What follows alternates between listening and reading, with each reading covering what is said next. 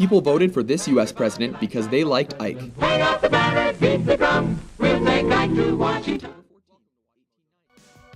Born October 14, 1890 in Denison, Texas, Dwight D. Eisenhower developed an early interest in the military by reading history books, and later enrolled in West Point's Military Academy in New York. After graduation, he married Mamie Geneva Dowd in 1916 and spent the next several years training recruits for World War I.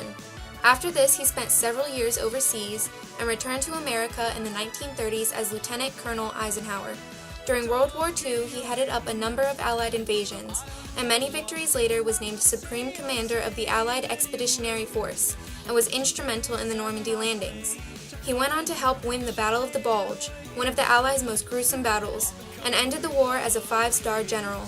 He earned the title of the Army's Chief of Staff and later, in 1948, became the president of Columbia University. In 1952, after a trip to Europe as the Supreme Commander of the North Atlantic Treaty Organization, Eisenhower retired from the military and took up politics.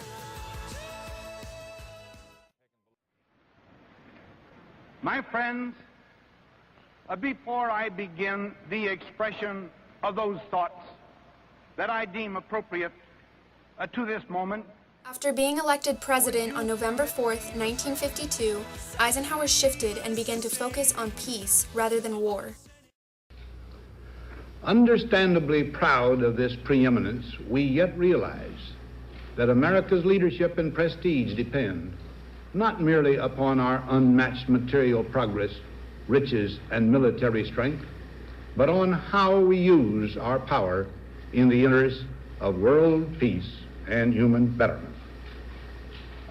Throughout America's adventure in free government, our basic purposes have been to keep the peace, to foster progress in human achievement, and to enhance liberty, dignity, and integrity among peoples and among nations. To strive for less would be unworthy of a free and religious people. Good judgment seeks balance and progress. Lack of it eventually finds imbalance and frustration. This shift brought about the idea for a new organization that would create opportunities for thousands.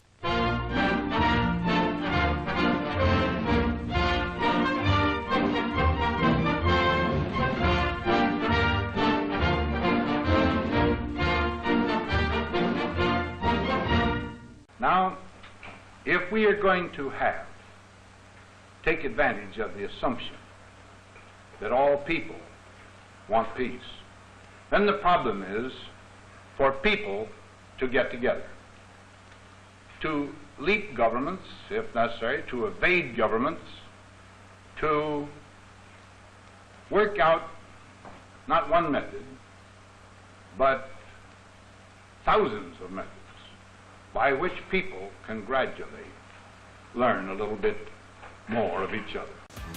And thus, People to People was born. Ladies and gentlemen, I believe we can have peace with honor, reasonable security with national solvency. I believe in the future of the United States of America. President Eisenhower was well loved by America, and the public could not wait to vote him into his second term. The announcement came from General Frederick Hughes, Commandant of the Walter Reed Army Hospital. General of the Army, Dwight David Eisenhower, 34th President of the United States, died quietly at 12:25 this afternoon. From the highest to the humblest, Ike will always be remembered. Inside the massive rotunda of the Capitol, his widow, his family, and the representatives of many nations waited for the simple flag-draped coffin to be borne into the Hall of the Great, to rest there in state while the thousands who loved and admired the man with the always ready smile came to pay their last tribute.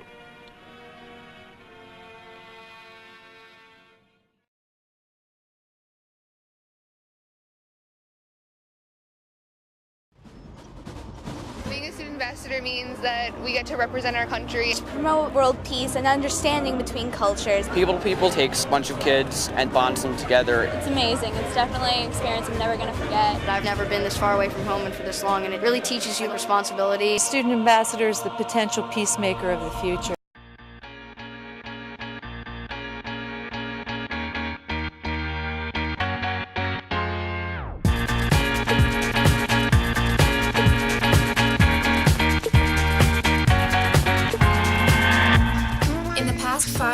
decades, People to People has collectively carried over 500,000 student ambassadors to all 7 continents and 40 countries.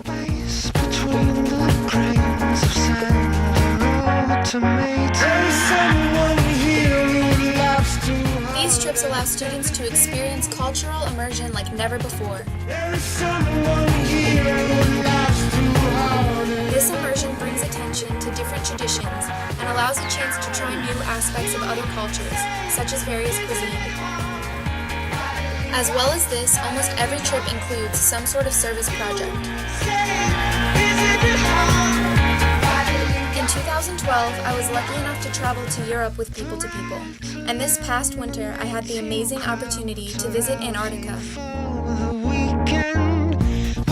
On this expedition, a delegation of 66 students, including myself, were educated in new and fun ways by 23 magnificent staff members aboard the Ushuaia ship.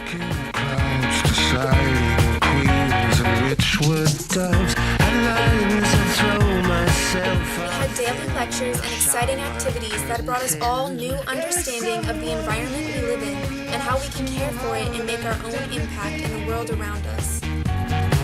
There is someone here who loves to hold and everything. You say, isn't it hard? Dwight Eisenhower has changed not only my life, but the lives of thousands for the ultimate betterment of society and of the world. Thank you, and good night.